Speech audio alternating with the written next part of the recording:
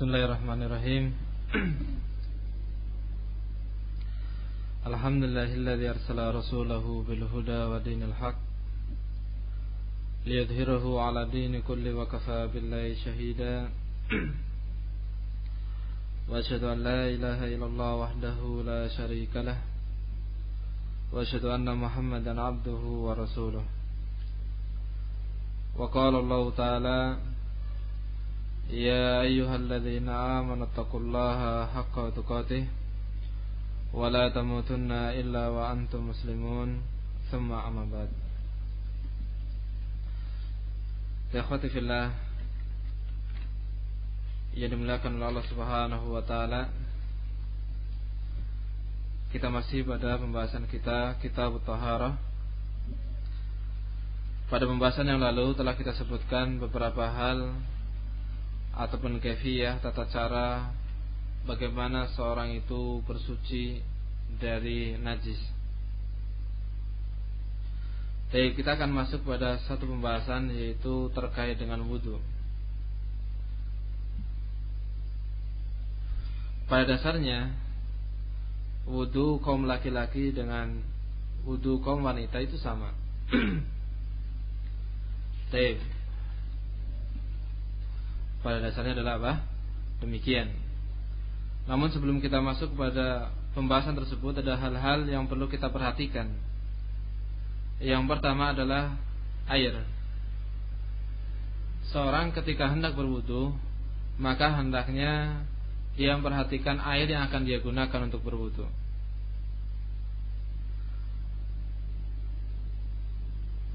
Seorang ketika berwudu, dia diperintah untuk menggunakan air yang suci dan mensucikan. Baik, di sana ada air yang suci namun tidak mensucikan, yaitu air-air yang sudah berubah dari nama aslinya. Sudah tidak termasuk dari air mutlak. Contoh misalnya air kelapa.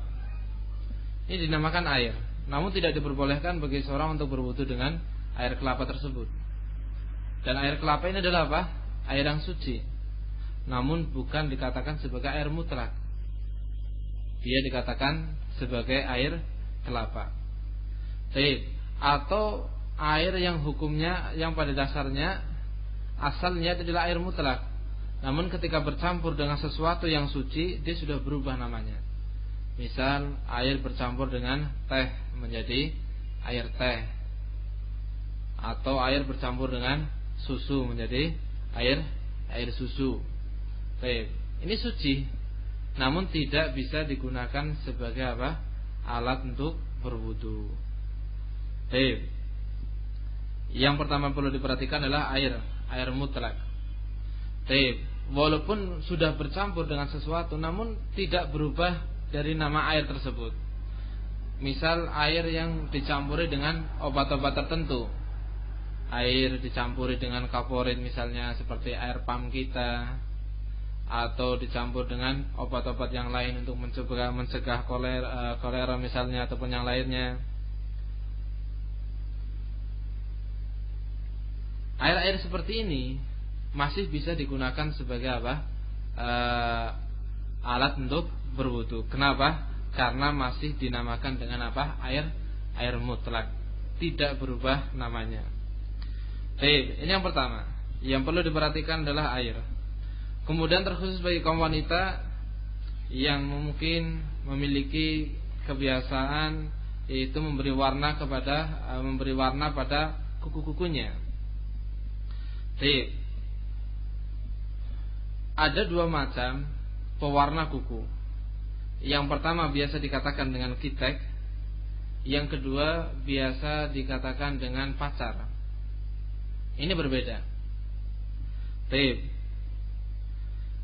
Pacar dalam bahasa Arabnya adalah al-hina, adapun kitek adalah at-tola ataupun at-tila. Adapun kitek ini adalah pewarna kuku yang terbuat dari seperti cat atau yang semisalnya.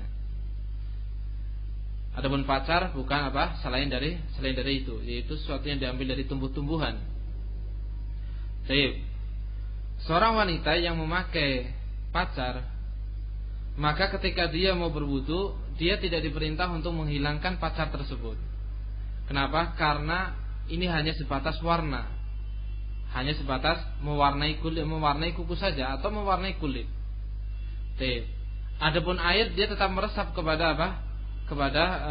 Air tetap melewati warna tersebut sehingga sampai kepada lapisan kuku tersebut. Dijelaskan oleh para ulama terkait dengan hal ini. Apakah seorang wanita yang dia hendak berwudu ataupun mandi suci, dia harus menghilangkan pacar yang dia pakai di kuku atau pacar yang dia pakai di kulit tangan ataupun kening ataupun kaki ataupun yang lainnya.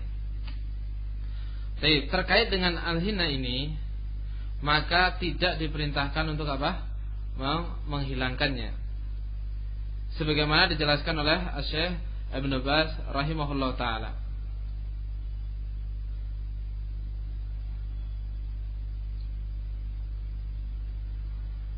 Adapun terkait dengan pacar, terkait dengan kitek, maka ini harus apa? Harus dihilangkan. Seorang wanita misalnya dia mewarnai kukunya dengan apa? Dengan kitek, dengan kitek, yaitu pewarna yang memiliki apa? Lapisan seperti cat. Memang dia terbikin dari apa? Dari cat. Dan ini menyebabkan apa? Air tidak sampai kepada kuku. Tapi ketika seorang wanita berwudu dalam keadaan kukunya demikian, maka wudunya tidak sah. Kenapa demikian? Karena kukunya tidak terkena oleh air wudu. Dijelaskan oleh majelis Lajnah Daimah, Majelis Ulama Saudi Arabia, menjelaskan bahwa hal ini, bahwa at-tila ini kalau seandainya masih berada di dalam kuku, masih berada di atas kuku, maka fala yujziha al-wudu duna izalatihi qabla al-wudu. Tidak sah wudu seorang wanita yang memakai kitek seperti ini sebelum dia menghilangkannya ataupun ketika dia tidak menghilangkannya sebelum berwudu, sehingga harus dihilangkan. Namun apabila seandainya itu adalah hina, yaitu pacar, maka yang demikian itu apa? Wudunya tetap sah karena air wudu tersebut sampai kepada lapisan kuku. Oleh karena itu hendaknya diperhatikan yang dipakai itu apa.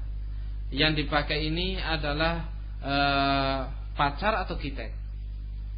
Yang dipakai ini adalah apa? Pacar atau kitek. Ada perbedaan karena pacar itu apa? Dia bukan terbuat dari cat. Adapun kitek terbuat dari cat yang biasa digunakan untuk mewarnai kuku tersebut. Bahkan kalau seandainya seorang wanita memakai kitek ini, kukunya kan kelihatan lebih tebal. Kenapa demikian? Karena dia memiliki lapisan. Berbeda halnya dengan apa? Seorang wanita memakai pacar, maka apa? Dia tidak kelihatan lebih tebal karena tidak melapisi sedikit pun. Dia hanya sebatas apa? Mewarnai.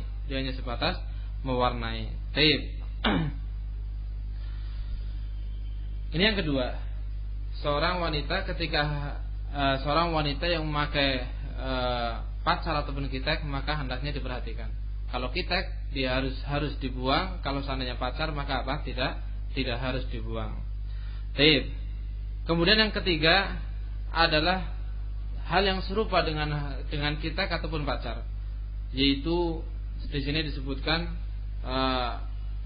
di sini ada sebuah permasalahan, yaitu ketika seorang wanita ataupun seorang muslim dia berwudu dalam keadaan di tangannya masih ada adonan tepung atau masih ada tanah-tanah yang menempel.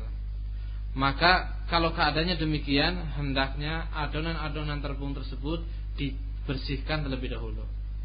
Seorang wanita misalnya habis masak, kemudian dia mau berwudu dan tangannya ada adonan-adonan tepungnya, maka hendaknya dibuang. Hendaknya apa? Dibersihkan terlebih dahulu adonan-adonan tersebut. Atau ada tanahnya, maka hendaknya apa? Dicuci terlebih dahulu, dibersihkan terlebih dahulu. Kenapa demikian? Ini sama. Kalau seandainya adonan tepung masih menempel di tangan, maka apa? Maka air tersebut ataupun ada air yang tidak akan mengenai apa? Kulit tangannya kalau seandainya adonan tersebut berada di tangannya. Atau misalnya seorang pekerja, entah itu petani yang bekerja di sawah atau bekerja di ladang ataupun kebun, di tangan ataupun di kakinya ada tanah, maka hendaknya apa? Dibersihkan terlebih dahulu baru dia berwudu. Ditakutkan kalau seandainya dia berwudu dalam keadaan masih seperti itu keadaannya, maka ditakutkan wudunya tidak sampai membersihkan, menghilangkan air wudunya tidak sampai membersihkan ataupun menghilangkan adonan ataupun tanah tersebut, maka apa? Air tidak masuk kepada apa? Kulit tersebut, tidak mengenai kepada kulitnya. Sehingga apa? Kalau tidak mengenai pada kulitnya, maka air wudunya ataupun wudunya tidak sah. Begitu juga hendaknya seorang perhatikan orang-orang yang sedang bekerja mengecat misalnya atau yang semisalnya, maka hendaknya ketika dia berwudu dia perhatikan daerah mana yang terkena apa? Terkena cat. Dari tangannya atau dari mukanya atau dari kakinya. Kalau seandainya ada tangan yang terkena cat, maka hendaknya bersihkan terlebih dahulu. Karena cat tadi dia akan menghalangi air wudu mengenai kepada apa? Mengenai kepada kulitnya.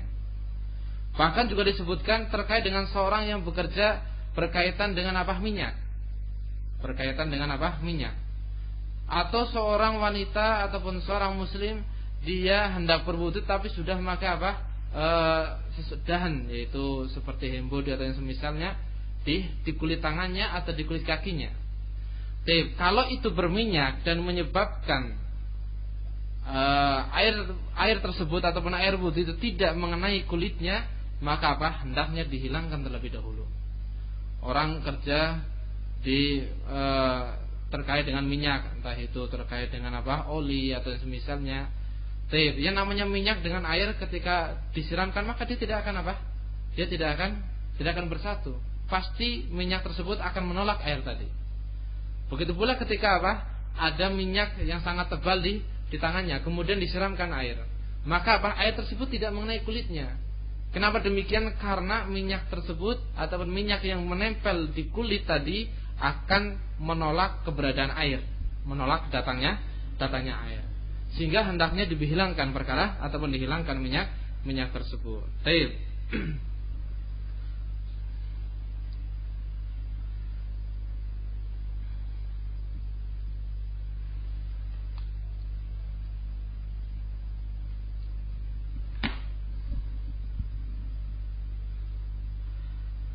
Ini sebagaimana dijelaskan oleh Syekh Ibnu Utsaimin rahimahullah taala. Keberadaan seorang yang memakai dahan itu seperti apa? Hembodi yang dipakaikan di kulit kalau hembodi, kalau di kepala yaitu minyak rambut. Keberadaannya adalah demikian.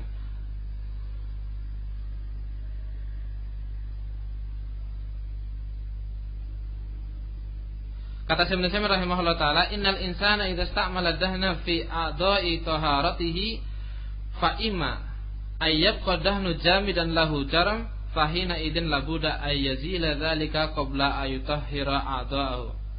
Keberadaan seorang insan yang dia memakai dahan tadi, kalau seandainya di kulit itu hembodi ataupun di rambut itu minyak rambut, fi a'dha'i taharatihi pada anggota-anggota wudunya, maka keberadaannya adalah kalau seandainya dahan tadi yaitu hembodi tadi ini keberadaannya adalah jamid, dia berada kelihatan memiliki apa? Memiliki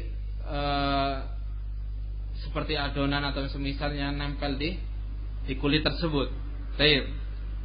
Dia bisa menghalangi air mengenai kepada apa? Kulitnya.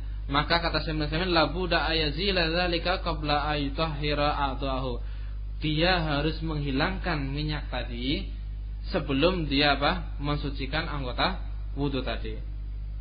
Namun kalau seandainya dahan tadi tidak menyebabkan faidakana fa'in baqiya dahnu hakada fa innahu yamna'u wusulul ma'i ilal basarah wa hina idin la tasihu taharah. Kalau seandainya tetap demikian, maka minyak tadi akan menghalangi air langsung mengenai kepada apa? Kulit tadi. Ataupun apa? Rambut. Maka ketika itu tidak sah wudunya. La tasihut taharah. Namun apabila seandainya minyak tadi dia tidak memiliki seperti tidak seperti apa namanya? Ya tidak ada bendanya.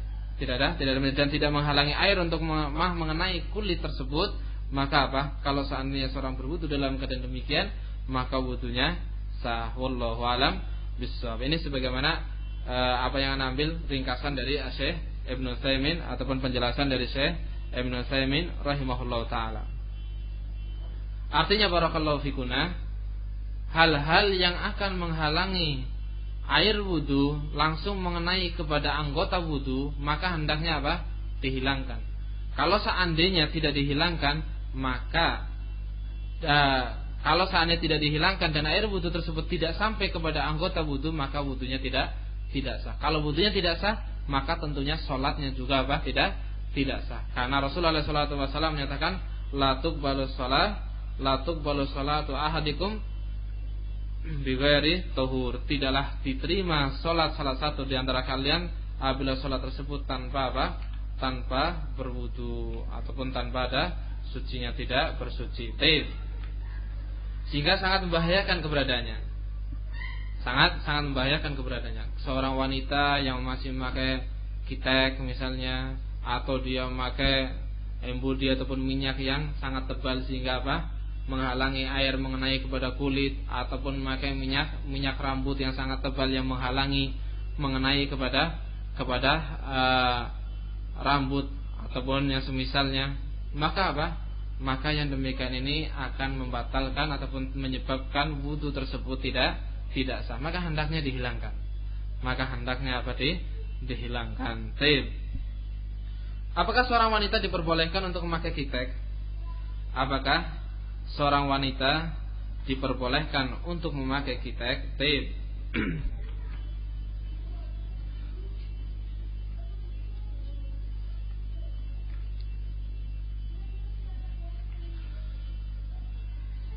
Di sana ada pembahasan terkait dengan hal tersebut, yaitu bolehkah ataupun apakah diperbolehkan bagi seorang wanita untuk memakai kitek. Kalau memakai hina jelas. Kalau memakai hina adalah apa? Sesuatu yang diperbolehkan. Memakai hina yaitu pacar adalah sesuatu yang diperbolehkan. Namun terkait dengan kitek, apakah yang demikian itu diperbolehkan? Maka wallahu a'lam bishawab. Di sana ada penjelasan bahwa hukum asalnya tidak ada larangan terkait dengan hal tersebut. Hukum asalnya tidak ada larangan terkait dengan hal tersebut.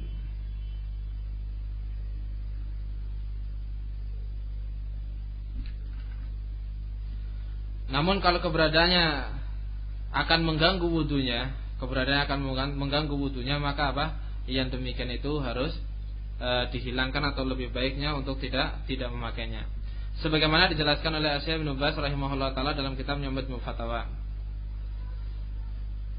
Yaitu di sana ada sebuah pertanyaan, apakah seorang wanita yang menggunakan kitek itu berdosa? Apakah seorang wanita menggunakan kitek itu berdosa? Dan apa yang harus dilakukan ketika dia berwudu? Kata Syekh bin Baz rahimahullah taala, la na'lamu syai'an fi hadza. Aku tidak pernah tahu terkait dengan hal ini. Lakin tarkuhu awla li'adamil haja ilaihi. Akan tapi tidak memakainya itu lebih baik karena tidak diperlukan hal tersebut. Dan juga menyebabkan air wudu itu tidak sampai kepada anggota wudu.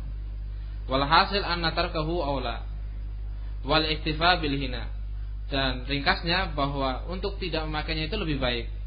Dia bisa mencukupkan dengan apa? Pacar saja. Dia mencukupkan dengan pacar saja. Kata Syekh Ibnu Baz, kita ulangi bahwa beliau rahimahullah taala mengatakan tidak pernah tahu terkait dengan apa? Hal ini. Namun untuk meninggalkannya itu lebih utama. Karena apa? Tidak diperlukan untuk hal seperti itu. Dan itu juga menyebabkan air wudu itu tidak sampai kepada anggota wudu. Dan hendaknya mencukupkan dengan apa? Al-hina. An-tarkahu awla wal iktifa bil hina. Baik. ini keberadaannya. Dan juga ketika seorang memakai kitek tadi, maka wajib antazillahu indal wudu. Dia harus menghilangkannya ketika dia mau berwudu, sehingga merepotkan bagi dia. Kalau seandainya dia terus-menerus dipakai, kalau wudu tidak bersihkan, nah ini yang menyebabkan dia berdosa. Misalnya dia memakai kitek, kemudian ketika berwudu dia biarkan saja kitek ini tidak dia bersihkan dari kukunya, maka yang demikian berdosa. Kenapa? Karena wudu tadi menyebabkan air wudu tadi, kitek tadi menyebabkan air wudu tidak mengenai kukunya. Nah, kalau benda seperti ini maka tidak diperbolehkan, haram hukumnya. Namun kalau seandainya kalau dia mau memakai, kemudian ketika mau berwudu dia bersihkan, kalau mau berwudu dia bersihkan, kemudian maka lagi dia bersihkan lagi. Ya demikian kata Syekh bin Baz, la na'lamu syai'an fi hadza, tidak pernah tahu terkait dengan larangan hal ini. Namun untuk meninggalkannya itu lebih utama. Untuk meninggalkannya lebih utama, dan seorang wanita hendaknya mencukupkan dengan pacar saja. Tidak maka kitek tersebut, yaitu pewarna kuku yang terbikin dari cat. Yang demikian itu akan menyebabkan dirinya tersibukkan dengan memakai dan menghilangkan. Wallahu alam bissawab. Baik.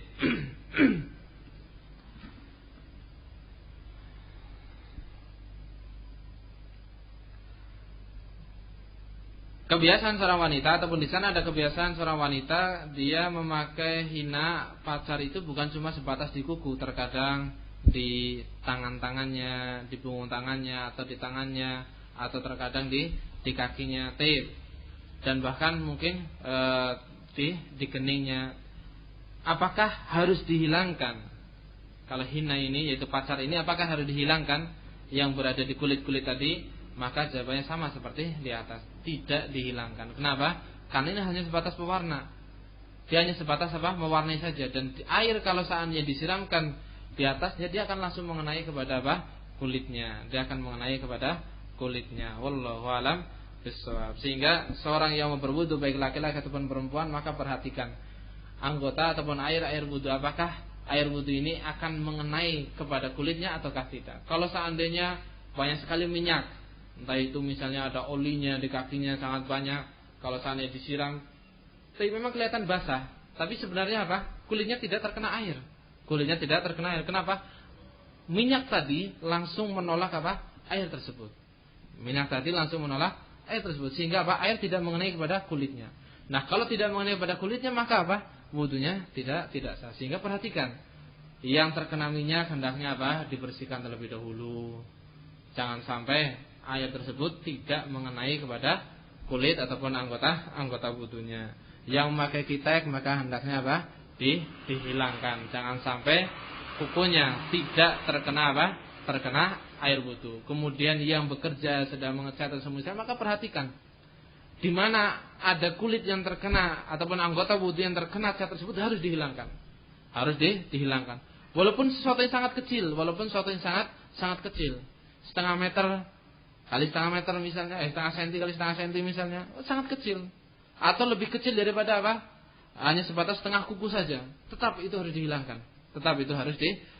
Kalau sengaja tidak dihilangkan dan dia tahu ada cat di situ, maka dan dia tetap berwudu, maka wudunya tidak sah. Berbeda halnya kalau dia tidak tahu. Allah Subhanahu wa taala menyatakan Rabbana la tu'akhidna in nasina aw akhtana. Yang demikian itu dimaafkan kalau seandainya tidak tahu. Namun kalau seandainya tahu, maka wudunya tetap tidak sah, walaupun lebar cat tersebut hanya sebatas setengah kuku saja. Setengah kuku saja, tetap tidak sah wudunya. Wallahu alam bissawab. Kemudian kita masuk kepada wudu. Sebelum seorang berwudu, maka hendaknya dia berniat terlebih dahulu. Niat wudu tidak perlu diucapkan. Kenapa? Karena tidak ada satupun dalil dari Rasulullah SAW, bimbingan dari beliau SAW terkait dengan pengucapan wudu. Kalau ada orang mengatakan ya namanya ibadah ya harus diniatkan dan niatnya harus terucap, maka tentunya di sana banyak sekali ibadah-ibadah yang seorang muslim tidak mengucapkan niatnya. Orang yang sholat ataupun wudunya ketika orang yang beribadah sholat ataupun puasa ataupun berwudu dia mengucapkan niatnya, maka belum tentu dia mengucapkan pada ibadah-ibadah yang lain. Contoh, ketika dia mau bersedekah, belum tentu dia mengucapkan niatnya. Atau ketika dia mau senyum, kira-kira lafaz niatnya itu apa? Kalau seandainya harus dilafatkan, maka apa? Sedekah-sedekah tadi ataupun senyum-senyum tadi tidak ada nilainya di sisi Allah Subhanahu wa taala bagi dia ataupun untuk dia. Dia ketika mau berwudu harus mengucapkan aku niat wudu, atau ketika mau sholat dia harus mengucapkan niat aku niat sholat dan seterusnya. Nah sekarang yang namanya senyum, ataupun misalnya seorang berhenti di perempatan ingin memberi sedekah kepada peminta-peminta, kepada pengemis-pengemis, apakah dia harus mengucapkan lafaz niat dulu baru dia mengasihkan? Atau kalau seandainya dia mau senyum, dia mengucapkan lafaz dulu baru senyum? Orangnya sudah lari. Orang yang sudah lari, orang yang sudah berlalu baru dia apa? Baru dia senyum. Kenapa baru senyum? Lafaz niatnya belum selesai tadi. Ini adalah sesuatu yang tidak mungkin. Tidak mungkin. Sehingga barakallahu fikum bahwa niatan amalan ataupun niatan ibadah ataupun niatan ibadah itu tidak perlu diucapkan. Kenapa? Yang pertama, tidak ada satu dalil pun dari Rasulullah SAW ataupun dari Al-Quran ataupun contoh dari beliau SAW terkait dengan apa? Lafaz niat, pengucapan niat. Wallahu alam bissawab. Baik. Kemudian yang kedua setelah berniat adalah bismillah. Baik, qabla dzalik, terus bagaimana yang dimaksud dengan niatan? Yang dimaksud dengan niatan adalah betikan hati. Kalau seorang berkeinginan untuk melakukan ini, itu keinginan itulah yang dinamakan dengan apa? Niatan. Niatan itu kan apa dalam bahasa kita? Keinginan ataupun tujuan. Baik, seorang bangun mendengarkan azan, seorang bangun kemudian melangkahkan kakinya ke kamar mandi misalnya. Apa yang ingin dia lakukan? Dia mendengarkan azan melangkah ingin berwudu. Keinginan itulah yang dinamakan dengan apa nih? Niatan. Petikan hati, keinginan hati. Tidak mungkin dia tiba-tiba melangkahkan kakinya ke kamar mandi dalam keadaan dia tidak tahu apa yang akan dia lakukan. Pasti dia sudah memiliki tujuan. Mau ngapain ke belakang? Mau ngapain ke tempat dia mau berwudu karena mendengarkan azan. Nah, inilah yang dinamakan dengan apa nih? Niatan. Berhenti di lampu merah, ada seorang pengemis, dia apa? Datang ke sebelah kita. Kemudian kita merogoh saku, mencari apa? Uang. Merogoh saku ini adalah apa? Amalan yang disebabkan oleh sebuah niatan hati. Amalan disebabkan oleh niatan hati. Nah, itulah yang dimaksudkan dengan apa nih? Niatan. Setiap amalan pasti dibangun di atas niatan, kecuali amalan-amalan yang dikatakan dengan refleks, ngigo ataupun yang semisalnya. Itu dikatakan oleh para ulama bukan termasuk dari amalan, tidak memiliki hukum amalan. Jadi dinamakan memiliki hukum amalan adalah amalan yang ketika melakukannya itu apa? Karena petikan bisikan hati. Itu yang dinamakan dengan amalan. Baik, wallahu alam bissawab. Yang kedua adalah bismillah. Seorang ketika berwudu maka hendaknya membaca apa? Bismillah. Baik, bismillahirrahmanirrahim atau bismillah? Yang ada adalah lafadznya bismillah. Lam yadkur ismallahi alaihi. Tidak menyebutkan nama Allah Subhanahu wa taala pada amalannya. Baik. Nah, di sini barakallahu fikunna, seorang ketika dia berwudu maka hendaknya mengucapkan bismillah, bukan bismillahirrahmanirrahim, tetapi apa? Bismillah. Baik. Karena beliau alaihi salatu wasallam mengatakan la wudu'an liman lam yadhkur ismallahi alaihi. Tidak ada wudu bagi seorang yang tidak menyebutkan nama Allah Subhanahu wa taala pada wudu tersebut. Pada wudu tersebut. Sehingga yang disebutkan itu mengucapkan bismillah. Bukan bismillahirrahmanirrahim kemudian berwudu. Baik. Kenapa dibedakan antara bismillah dengan bismillahirrahmanirrahim? Di sana ada perbedaan. Ada amalan-amalan yang bimbingannya itu menyebutkan bismillahirrahmanirrahim. Ada amalan-amalan yang bimbingannya itu cuma sebatas menyebutkan bismillah saja. Contoh ini, Rasulullah SAW menyebutkan apa? Ismallahi alaihi, menyebutkan nama Allah berarti apa? Bismillah. Kata Rasulullah SAW ketika seorang makan ya ghulam samillah, wahai anak kecil ucapkan Bismillah. Bukan apa? Kul Bismillahirrahmanirrahim, tapi apa? Samillah, ucapkan Bismillah. Sehingga ketika makan juga apa?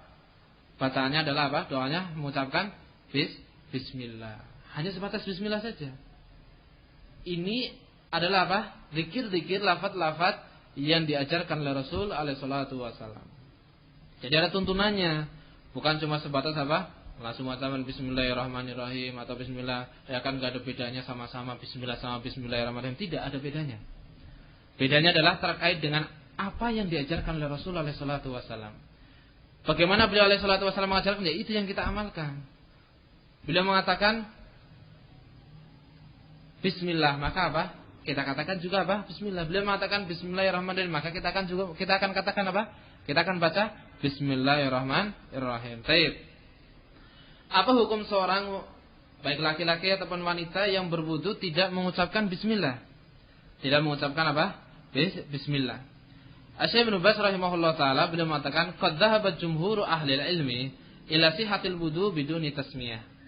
Jumhur, mayoritas para ulama, kebanyakan para ulama, mereka berpendapat bahwa wudu seorang berwudu tidak mengucapkan Bismillah itu apa? Benar wudunya.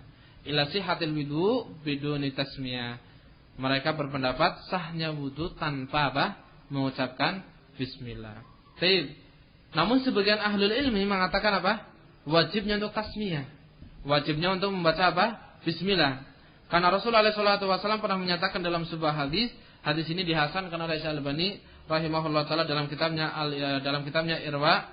Beliau mengatakan alaihi salatu wasallam, la wudu'a liman lam yadhkur ismallahi alaihi. Tidak ada wudu bagi seorang yang tidak menyebutkan nama Allah Subhanahu wa taala pada wudunya tersebut. Baik. Dibangun di atas dalil ini, sebagian para ulama berpendapat bahwa bismillah, mengucapkan bismillah ketika berwudu itu hukumnya wajib. Itu hukumnya apa? Wajib. Baik. Namun mereka mengatakan lakin man tarakaha nasyan aw jahilan fa wuduhu sahih. Akan tapi orang yang berwudunya tidak mengucapkan bismillah karena lupa atau karena tidak tahu hukum membaca bismillah, maka wudunya apa? Sahih. Walaisa alaihi i'adatuhu. Dia tidak diwajibkan untuk mengulanginya. Ini kata Syekh bin Baz, lau qulna biwujubi tasmiyah. Ini kalau kita katakan wajibnya apa? Mengucapkan Bismillah. Baik. Di sini barakallahu fikum terkait dengan apa? Bacaan bismillah. Kalau seorang berpendapat bahwa wudu tersebut atau membaca bismillah ketika hendak berwudu itu hukumnya wajib, maka apa? Dia harus membacanya. Namun kalau seandainya dia lupa atau tidak tahu terkait dengan kewajiban membaca bismillah, maka apa? Hal tersebut tidaklah mengapa dan dia tidak diperintah untuk mengulangi wudunya. Namun barakallahu fikunna, di sini perlu diperhatikan terkait dengan apa? Bismillah, hendaknya ketika kita hendak melakukan hal tersebut, walaupun kita sekarang berpendapat, misal kita berpendapat bahwa membaca bismillah dalam wudu itu hukumnya sunnah ataupun mustahabah, bukan sebuah apa? Bukan sebuah kewajiban. Maka apa? Jangan meninggalkan dengan apa? Dengan sengaja. Kita tahu misalnya, kita tahu ada amalan yang terkait dengan seperti ini, maka kita jangan tinggalkan dengan sengaja. Kita jangan meninggalkannya dengan apa?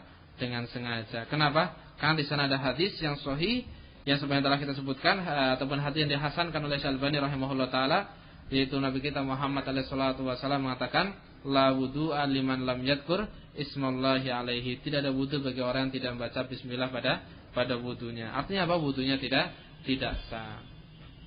Sebagai bentuk ikhtiyat kita, sebagai bentuk kehati-hatian kita, hendaknya kalau seandainya kita tidak lupa, kita jangan tinggalkan. Kalau kita tidak lupa, kita jangan tinggalkan. Namun kalau seandainya lupa, maka apa? Kalau seandainya lupa, itu adalah sesuatu yang ma'dzur, adalah sesuatu yang dimaafkan oleh Allah Subhanahu wa taala, karena Nabi kita Muhammad sallallahu alaihi wasallam pernah berdoa di hadapan Allah Subhanahu wa taala dengan apa yang dinyatakan oleh Rabb kita dalam ayatnya, Rabbana la tu'akhidna in nasina aw akhtana. Wallahu a'lam bishawab. Taib. Ini terkait dengan apa? Membaca bismillah. Kalau seandainya kita ragu, kalau seandainya apa? Kita lupa, apakah kita tadi sudah membaca bismillah ataupun apa? Ataupun belum. Kemudian ataupun kita seandainya lupa di awal tidak membaca apa? Tidak membaca bismillah. Kemudian kita ingat di pertengahan wudu kita sudah membasuh tangan ataupun kita sudah membasuh muka kita, kemudian kita ingat kita itu belum membaca bismillah ketika berwudu. Maka kata Syekh bin Baz rahimahullah taala, "Walaisa 'alaika an tu'ida awalan." Maka tidak ada kewajiban bagimu untuk mengulangi dari pertama. Tidak ada kewajiban untuk mengulangi dari pertama. Membaca bismillah kemudian apa? Berkumur lagi, tidak. Tapi apa? Lanjutkan. Kenapa? Li'annaka ma'dzurun bin nisyan, karena engkau itu mendapatkan maaf karena lupamu tadi. Ini taujih arahan dari Syekh bin Baz rahimahullah taala terkait dengan membaca bismillah. Bismillah ketika berwudu bacaannya adalah bismillah, bukan bismillahirrahmanirrahim. Tapi apa? Bacanya adalah bismillah. Taib. Kemudian bismillah hukumnya jumhur ulama mengatakan apa? Kalau seandainya seorang berwudu tidak membaca bismillah maka wudunya apa? Sah. Sebagian yang lain mengatakan apa? Wajib membaca bismillah. Wajib membaca apa? Bismillah. Ketika mengatakan wajib membaca bismillah, maka apa konsekuensinya? Ketika kita tidak membaca bismillah dengan sengaja, maka wudu kita tidak sah. Karena Rasulullah SAW dengan tegas mengatakan hal tersebut. Wallahu a'lam bishawab. Namun nasihat yang ada adalah kita jangan bermudah-mudahan untuk meninggalkan. Kalau kita ingat maka baca. Kalau kita ingat maka kita baca. Namun kalau seandainya kita tidak ingat maka apa? Ini adalah sesuatu yang ma'dzur di sisi Allah Subhanahu wa taala. Wallahu a'lam bishawab. Baik. Kemudian masuk kepada pembahasan kaifiyah ataupun sifatul wudu. Sifat wudu laki-laki dan wanita pada asalnya itu sama. Pada asalnya itu adalah sama. Yang pertama adalah sebenarnya telah kita sebutkan dia berniat terlebih dahulu. Yang kedua dia membaca apa? Bismillah, bukan bismillahirrahmanirrahim. Dia membaca bismillah ketika hendak berwudu. Kemudian amalan selanjutnya adalah dia mencuci yaksilu kafaihi salasa marat. Dia mencuci kedua tangannya terlebih dahulu 3 kali. Hadza wal afdal, ini yang paling utama. Dia mencuci kedua tangannya 3 kali. Boleh 1 kali, boleh apa? 2 kali, namun yang paling baik adalah 3 kali. Baik. Kemudian dia yatamadmadu wa yastansiku salasa marat bi salasi ghurafat. Dia berkumur dan beristinsak, yaitu memasukkan air ke dalam hidung 3 kali. Masukkan air ke dalam hidung 3 kali. Namun dengan 3 kali pengambilan air. Ini kan 2 amalan. Yang pertama berkumur, yang kedua masukkan air ke dalam hidung. Namun pengambilan airnya itu 3 kali, bukan 6 kali. Bukan 6 kali, bukan kumur 3 kali, kemudian mengambil air untuk berkumur 3 kali, kemudian mengambil air untuk apa? Masukkan air ke dalam hidung ataupun mencuci lubang hidung 3 kali, mengambil airnya menjadi 6 kali, tidak. Tidak demikian. Yang dibimbingkan oleh Rasulullah SAW, yang diajarkan oleh beliau SAW adalah apa? 2 amalan ini digabungkan menjadi 1. Kalau mau 1 kali saja berarti apa? Mengambil airnya juga 1 kali. Berkumur sama memasukkan air ke dalam hidung ataupun mencuci lubang hidung. Itu apa? 3. Kalau sekali berarti mengambilnya sekali saja. 2 kali berarti 2 kali. 3 kali juga 3 kali. Tapi berarti kaifiahnya gimana? 1 gayungan air ini digunakan untuk dua amalan tersebut. Baik. Setelah itu mencuci wajahnya ini juga apa? Seperti yang disebutkan, yaitu 3 kali. Sembayak silu wajah salasan, kemudian mencuci wajahnya 3 kali. Yang dihitung wajah adalah apa? Dari tumbuh rambut, dari tumbuhnya rambut kepala sampai apa? sampai dagu. Dari tumbuhnya rambut kepala sampai dagu. Taib. Namun perhitungannya secara keumuman manusia.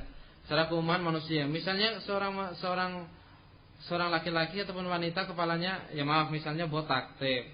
Bagaimana cara berwudunya? Apakah dia menghitung membasuh wajahnya itu dari apa? Dari pertama rambut itu tumbuh, yaitu berarti apa? Misalnya rambut yang pertama itu di tengah kepala. Apakah dari situ? Tidak.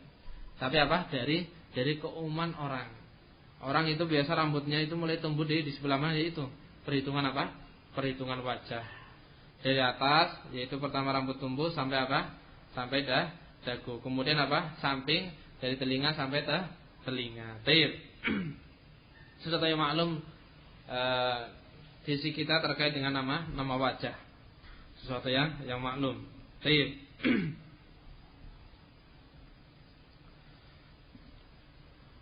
Kemudian selanjutnya adalah mencuci kedua tangannya. Tapi mencuci kedua tangan adalah dari ujung jari sampai siku. Dari ujung jari sampai siku. Tapi kalau seandainya yang dimaksud dengan siku itu adalah apa? Kalau kita pegang siku kita, ini kan persendian. Kalau seandainya dilepas, ini adalah apa? Sebuah persendian. Artinya barakallahu fikunna, persendian ini terbagi menjadi dua, yang ikut ke bawah dan yang ikut ke atas. Kalau misalnya tangan seorang itu putus karena apa? Lepas dari persendian, maka sisa dari tangan ini harus harus diusap. Kenapa? Ini masih harus dikenai air ataupun dicuci. Kenapa? Masih terhitung sebagai apa? Masih terhitung sebagai tangan. Taib.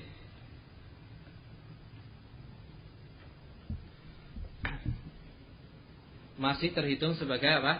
Tangan. Kenapa? Masih terhitung sebagai siku. Taib. Namun kalau seandainya putusnya itu di atas sikunya, bukan apa? Bukan karena lepas dari persendiannya, tapi karena apa? Di atas persendian, maka apa? Kalau di atas persendian maka tidak. Tapi kalau lepas dari persendian maka apa? Persendian yang atas itu masih ada kewajiban untuk apa? Mencucinya. Kenapa? Ini siku bagian atas. Siku bagian atas. Sehingga yang dihitung adalah apa? Dari atas siku tersebut. Taib. Dari jari sampai siku. Siku ini juga harus ikut tercuci. Taib. Mencuci kedua tangan ini bilangannya yang paling utama juga adalah tiga kali.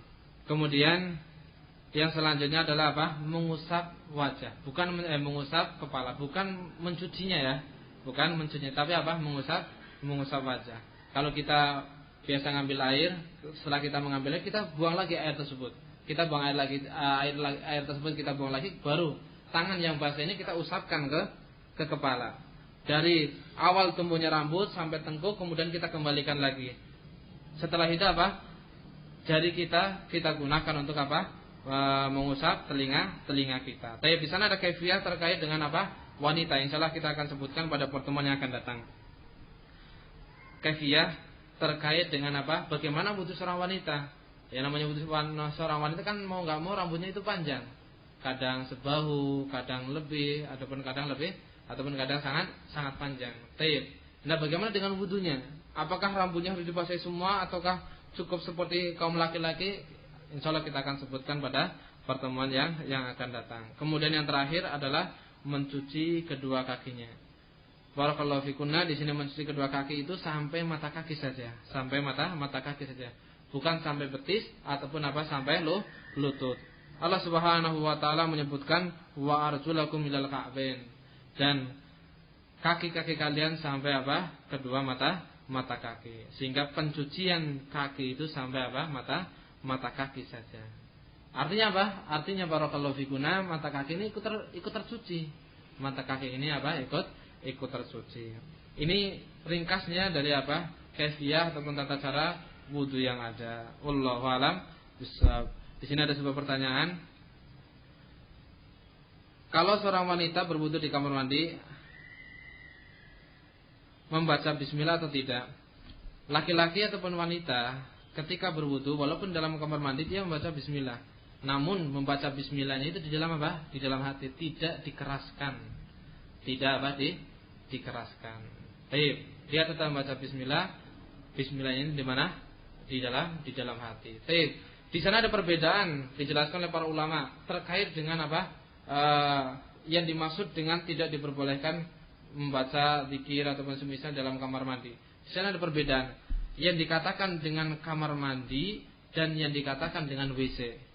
Yang dikatakan kamar mandi dan yang dikatakan dengan apa WC. Ada perbedaan. Ada yang mengatakan bahwa yang tidak diperbolehkan itu ketika seorang berada di atas WC-nya itu.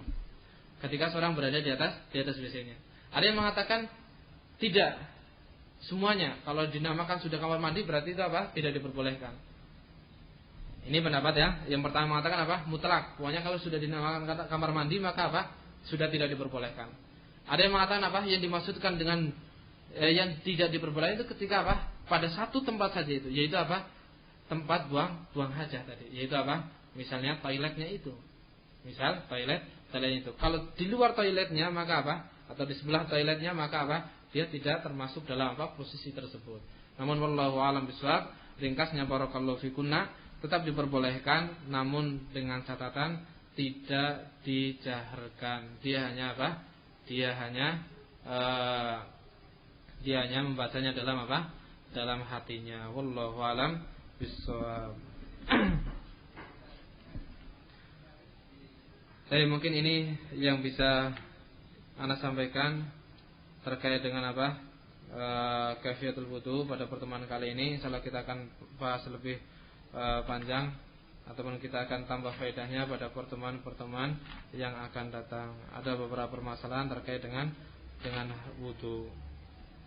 Misal seorang wanita yang dia safar, bagaimana cara wudunya? Apakah dia harus, kalau seandainya dia berwudu di tempat wudu umum misalnya, tidak ada kamar mandi misalnya, apa yang harus dia lakukan? Apakah dia harus melepas kaos kakinya? Apakah dia harus melepas kaos tangannya? Ataukah dia harus membuka kerudungnya?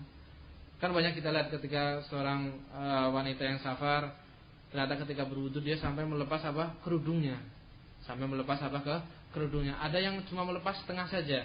Ada yang cuma melepas apa? Setengah saja. Taib. Nah, terkait dengan hal ini insyaallah kita akan bahas pembahasannya pada pertemuan-pertemuan yang akan datang. Wallahu a'lam bishawab. Mungkin ini yang bisa Anda sampaikan. Al-ilmu indallah, naktafi bihadzal qadar. Subhanakallahumma bihamdik, asyhadu an la ilaha illa anta, astaghfiruka wa atubu ilaik. Tafadhalna barakallahu fikunna.